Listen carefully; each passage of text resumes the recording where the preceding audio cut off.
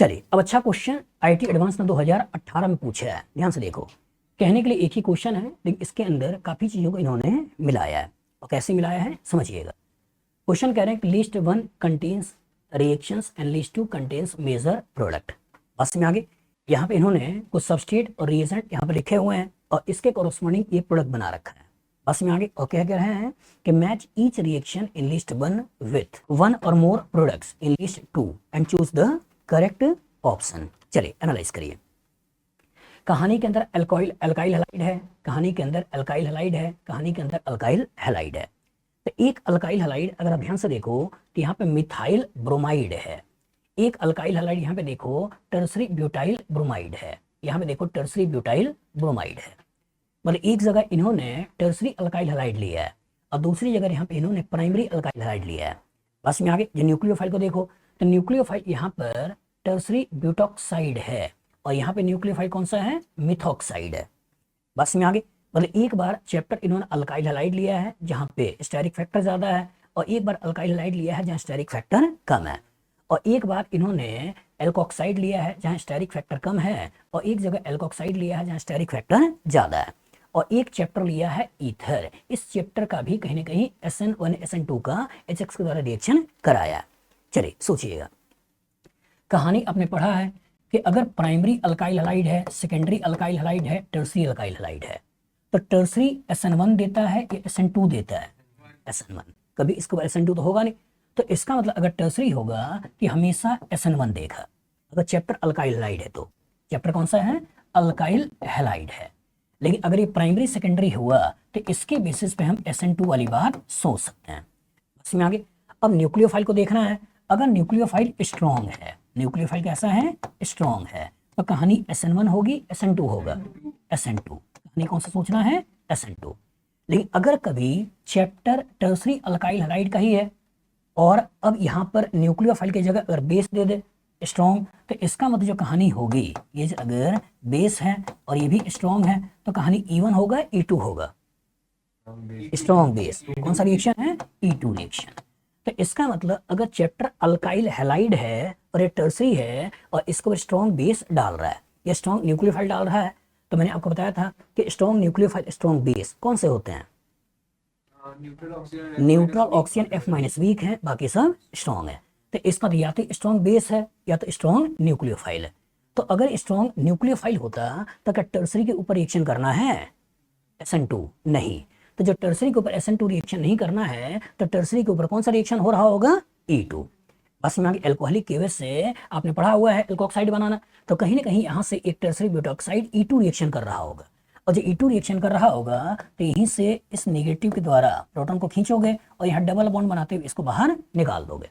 तो जब यहाँ डबल बॉन्ड बनाओगे बेटा तो क्या कहानी कुछ ऐसी बनी या नहीं बनी, बनी। लेकिन साथ साथ क्या है, ये O इसके H को लेकर क्या हम यहाँ से टर्सरी ब्यूटेनॉल भी बना लेंगे या नहीं, बना लेंगे। और सोचिएगा जो P है इस P की मैचिंग कहाँ कहाँ कराया, क्या इसके कोरस्पॉन्डिंग ये बना है या नहीं, बना है ना, बना है। तो इसका 1 के साथ मैच कराओगे, ये बना है नहीं, नहीं। इसी के ऊपर तरीके रिएक्शन करा रहे हो, क्या ये बना है नहीं, नहीं, ठीक है। इसमें कहीं ईथर नहीं बना है, क्या ये बना है नहीं, बना है। तो इसका इसकी मैचिंग 4 से करा दोगे, क्या ये बना है नहीं, नहीं। तो इसका मतलब इसके कोरस्पॉन्डिंग आपका E2 और SN2 को मिलाकर क्वेश्चन बनाया है कि क्या बच्चा E2 सोचता है या बच्चा SN2 सोचता है। गलती से बच्चे ने अगर SN2 सोच लिया तो इसके द्वारा अटैक करा कर Br को हटा देगा और इस कार्बन को इस ऑक्सीजन से जोड़ देगा और जोड़ते ही क्या ये बना देगा या नहीं बना देगा, बना देगा। तो अगर उसके दिमाग में स्ट्रॉन्ग न्यूक्लियोफाइल स्ट्रॉन्ग बेस तो है, लेकिन अगर गलती से भी SN2 कराया तो मतलब ये बनेगा और अगर E2 कराया तो इसके कोरस्पॉन्डिंग ये बनेगा। बस में आगे। और हमने बोला है कि जब हम टर्सरी अल्काइल हैलाइड ले रहे हैं तो इसके ऊपर कभी भी SN2 नहीं कराना है। बस में आगे इसके ऊपर हमेशा और हमेशा क्या होता है, SN1। तो इसका मतलब इसकी जब मैचिंग कराओगे बेटा वो मैचिंग किससे करा दिया, 4th के साथ और 1 के साथ। और इधर अगर देखो तो यहाँ 1 और 5 दे रहा है, सही है गलत है, गलत है। तो गलती से बच्चे ने अगर SN2 कराया होता तो 5 बना लेता। तो कहानी में SN2 नहीं सोचना है बल्कि कहानी में E2 सोचना है। भूल जाओ, यहाँ आपका 1 4, यहाँ 1 4, यहाँ 4 5, 5 5 वाली दुनिया तो वैसे ही हटा दो। बस में आगे 1 4 1 4 मिल गया। अब जरा इसको देखते हैं ईथर है, ईथर के ऊपर HBr का रिएक्शन है, ईथर है और ईथर के ऊपर क्या है, HBr का रिएक्शन है। इसी ईथर को अब मैं थोड़ा सा ऐसे बना रहा हूं, ऐसे बना रहा हूं और इसके ऊपर कह रहा है कि HBr का रिएक्शन है।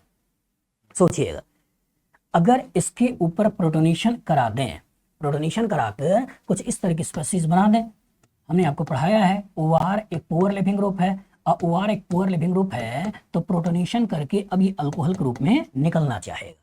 सोचिएगा, अगर इसको तोड़ दें और कार्बोकेटाइन बना दें, स्टेबल अनस्टेबल, तो क्या SN1 है SN2? SN1। तो इसीलिए यहां से आपको मिथेनॉल को निकाल देना है और वह SN1 आपको कार्बोकेटाइन बना देना है और इसी कार्बोकेटाइन के ऊपर, इसी कार्बोकेटाइन के ऊपर हमको Br माइनस का रिएक्शन कर देना है। और अगर इसके ऊपर Br माइनस रिएक्शन कर देगा तो क्या कोरस्पॉन्डिंग CH3 और यहाँ CH3 और यहाँ CH3 और ये Br बना या नहीं बना, अब यही आपको देखना है।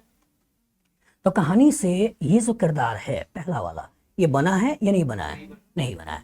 गलती से बच्चे ने अगर SN2 करा दिए, बच्चा ही तो है, गलती से बच्चे ने यहाँ से प्रोटोनेशन करा के ये बना दिया और Br माइनस का रिएक्शन उसने यहाँ करा दिया और इसको तोड़ दिया, गलती से भी यहाँ करा दिया, इसको तोड़ दिया, तो क्या कोरस्पॉन्डिंग इसे बना लेगा या नहीं बना लेगा? बना लेगा। तो मैकेनिज्म पूछा है कि क्या इसमें SN1 कराना है या SN2 कराना है। तो एक साइड भी अगर कार्बोकेटाइन स्टेबल बन रहा है तो मैंने आपसे क्या बताया है, SN1 या SN2? SN1। तो SN1 कराना है और जो SN1 कराना है तो पहला आपको मैच नहीं कराना है। तो ये जो आपका Q था, इस Q में पहला तो नहीं है, दूसरा जो ये है या नहीं है, यहाँ पे दिखाई दे रहा है, तो दूसरा तो है। इधर आ जाओ, क्या ये है या नहीं है? नहीं है ना, इसी के ऊपर रिएक्शन करना है, इसी के ऊपर रिएक्शन करना है, मतलब ये तो प्रोडक्ट में नहीं है। इधर आ जाओ, ये है नहीं है? नहीं है, क्योंकि अल्कीन हमको मिला नहीं है, फोर्थ में नहीं है, ये है नहीं है? नहीं है।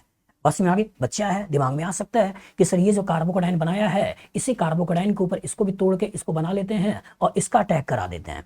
तो क्या ऐसा करना है? नहीं, मतलब कार्बोकेटाइन हमको ये वाला मिल रहा है, ये वाला मिल रहा है। बस में आगे सिस्टम में अगर कभी ये बना होता तो ये इसके ऊपर अटैक करके कॉरस्पॉन्डिंग इधर की तरफ जा सकता था, लेकिन ये तो बना नहीं है और ये बना नहीं है तो इसके ऊपर अटैक भी नहीं होगा। तो Q की जो मैचिंग कराओगे वो Q की मैचिंग कहां से कराओगे? 2 के साथ।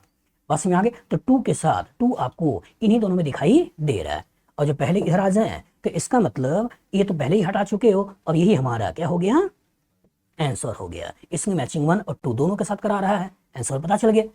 तो इस क्वेश्चन के कॉरस्पॉन्डिंग उसने E2 और SN2 को मिलाया है।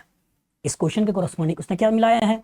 इस क्वेश्चन के कॉरस्पॉन्डिंग उसने SN2 और साथ साथ E2 को मिलाने की कोशिश की है और इसके कॉरस्पॉन्डिंग उसने क्या किया है कि SN1 और SN2 को मिलाने की कोशिश की है।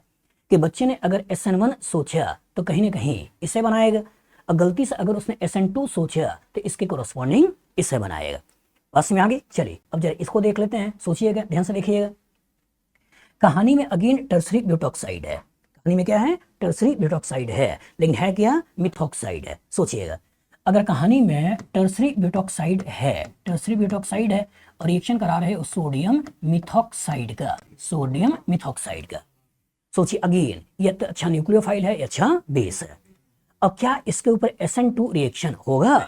नहीं। और जो SN2 रिएक्शन नहीं होगा तो क्या होगा? E2 reaction. तो अगर इसके ऊपर E2 रिएक्शन होगा तो अगेन यहीं से इस HBr को निकाल देना है और जो HBr को निकाल देना है तो क्या इसके कॉरस्पॉन्डिंग ये बना या नहीं बना? और निकला क्या? मिथेनॉल। निकला क्या? मिथेनॉल। क्या निकला है? मिथेनॉल। बस में आगे, सिस्टम में साथ में क्या निकला है? मिथेनॉल। बस में आगे, तो जब मिथेनॉल निकला है तो क्या कहानी में ये वाला कैरेक्टर निकला? नहीं। लेकिन इसकी कहानी में क्या था? इसकी कहानी में इसको लेते हुए एलिमिनेशन करा के डबल बॉन्ड तो बनाया, लेकिन साथ में इस अल्कोहल को भी निकाला है। बस में आगे, लेकिन इसकी कहानी में इसने जब रिएक्शन कराया तो रिएक्शन कराया, अल्कीन तो बनाया, लेकिन ये अल्कोहल नहीं बनाया। और जब ये अल्कोहल नहीं बनाया तो 1 के साथ मैचिंग इसमें नहीं करनी है, हमें मैचिंग किसके साथ करनी है? केवल अल्कीन के साथ। तो क्या केवल अल्कीन आपको दिखाई दे रही है? नहीं दे रही है?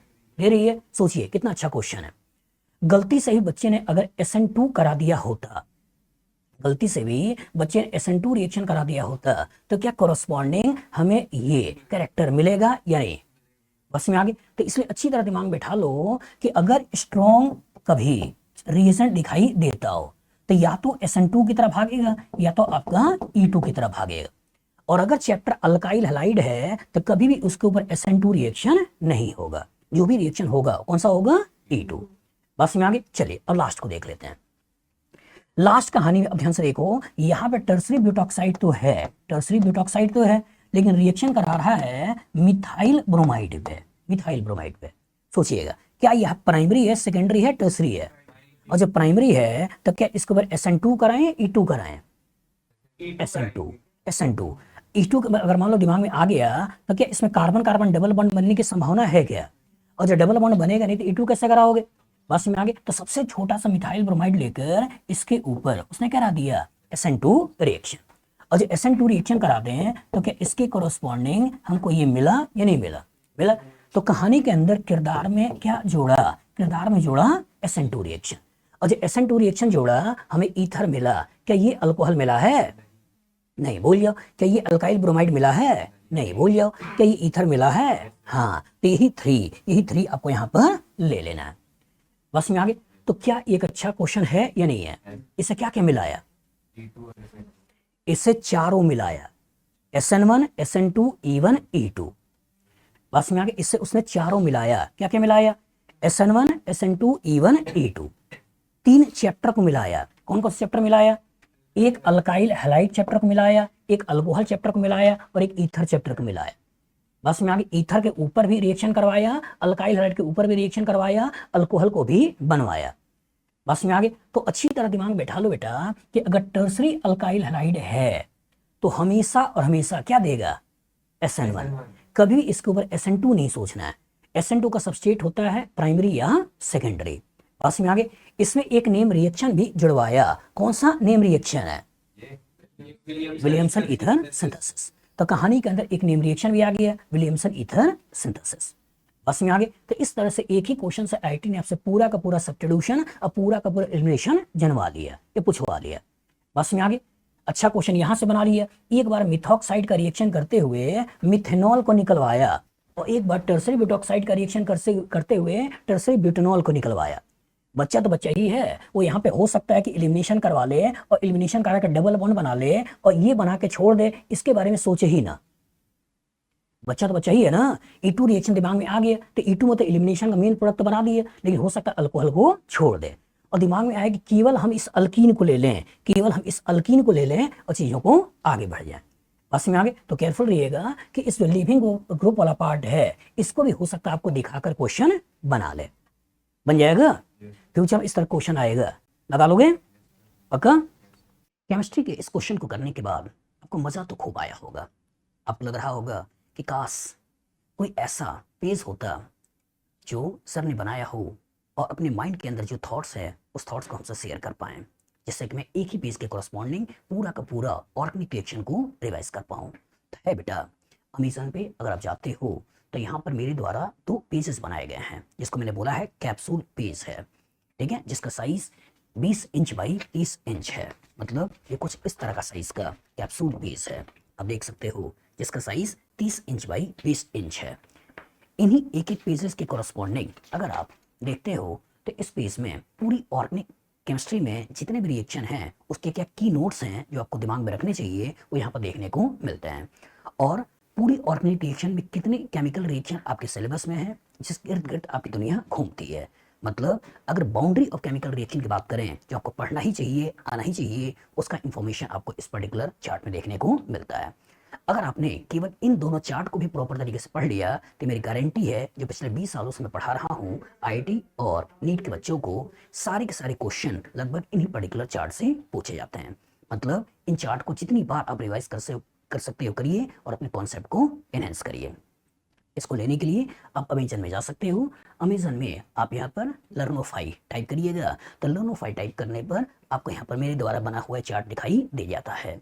अलॉन्ग विद दैट अगर आप चाहो तो और इन्फॉर्मेशन के लिए, अगर आप IIT एडवांस की तैयारी करते हो और चैप्टर के मिक्सिंग के क्वेश्चंस को लगाना चाहते हो तो आपके पास बुक है 10 का दम, जिसमें एक एक क्वेश्चन के कॉरस्पॉन्डिंग 10-10 रिएक्शनों को मैंने मिलाया है और कॉन्सेप्ट को एनहेंस करने की कोशिश किया है कि जिससे कि बच्चा प्रॉपर मिक्सिंग ऑफ क्वेश्चन को प्रैक्टिस कर पाए। और इसको मैंने रेफरेंस लिया है 2007 से लेकर 2024 तक के पेपर में आईटी के जो क्वेश्चन आए हैं उन्हीं के आगे ये पीछे जोड़ते हुए क्वेश्चन को मैंने फ्रेम किया है। काफी अच्छा क्वेश्चन बैंक है, इसके थ्रू अपने प्रैक्टिस कर सकते हो। दूसरा, जो बच्चा मेडिकल की या आईटी की तैयारी करता है उसके लिए डीपीज, मतलब इसके अंदर 80 डिग्रीज हैं और सभी के अंदर 10-10 क्वेश्चन हैं। इसके कोरस्पॉन्डिंग 800 क्वेश्चन जो पूरी ऑर्गेनिक केमिस्ट्री को चैनलाइज वे में सिस्टमेटिक तरीके से बच्चों को नॉलेज को इनहेंस करता है और प्रॉपर तरीके से उनका नॉलेज को बढ़ाता है। मतलब कम question corresponding quality of question को देना और सिस्टमेटिक तरीके से देना। उसके बाद अगर कम टाइम है और आप चाहते हो कि पूरी केमिस्ट्री का रिवीजन कर पाएं तो यहाँ पे आपके पास 30 डे चैलेंज ये 2 वॉल्यूम में है। एक आपका वॉल्यूम 1 जो कि आईटी के लिए है और दूसरा वॉल्यूम 2 जो आपका मेडिकल वाला बच्चों के लिए है। मतलब इसमें 15 question physical, 15 inorganic, 15 organic, 45 question daily basis पर आपको देखने को मिलते हैं जिसको आपको करना होता है, जिससे कि अगर आप एक बुक को लगाते हो तो 1350 क्वेश्चन एट ए टाइम 1 महीने के अंदर आपका लग जाता है, जो कि आईटी मेन और नीट के लिए काफी हेल्पफुल है। और यहाँ पर आपके पास problem solving strategy of NCERT organic chemistry question, इस बुक के कोरस्पॉन्डिंग जो एनसीईआरटी के रियल क्वेश्चन है उन रियल क्वेश्चन को कैसे टैकल करना है, उस रियल को क्वेश्चन को कैसे करना है एक प्रॉपर तरीके से, एक कॉन्सेप्चुअली वे के थ्रू आपको बताने की कोशिश किया है कि किसी क्वेश्चन को अप्रोच करने का क्या तरीका होता है। अगर आपने इस बुक को प्रॉपर तरीके से पढ़ लिया तो मान के चलिए कि इस तरह के परम्यूटेशन कॉम्बिनेशन के फ्यूचर में जितने क्वेश्चंस आ सकते हैं वो आप सही तरीके से बना लोगे और हर तरह के परम्यूटेशन कॉम्बिनेशन को आप सीख जाओगे। मतलब एनसीईआरटी का रियल क्वेश्चन को यहाँ पर लिया है और उस तरह के क्वेश्चन को कैसे सॉल्व किया जाता है उसकी प्रॉपर स्ट्रेटेजी मैंने इसके अंदर बताई है। और उसका 2 वॉल्यूम में concept of organic chemistry volume 1 volume 2 है, जिसकी कोरस्पॉन्डिंग थ्योरी और प्रॉपर क्वेश्चन का एक बैलेंस्ड वे आपको इन बुक्स के अंदर देखने को मिलता है। ठीक है, आप चाहे तो सभी ले सकते हैं या देखने के लिए कम से कम आप चाहे तो ये 2 कैप्सूल बेस मंगाइए, देखिए, पढ़िए। ऑर्गेनिक आपकी मजेदार है, कॉन्सेप्चुअल है और इंटरेस्टिंग है, आपको मजा आएगा और आपका सब्जेक्ट का डेप्थ बढ़ेगा।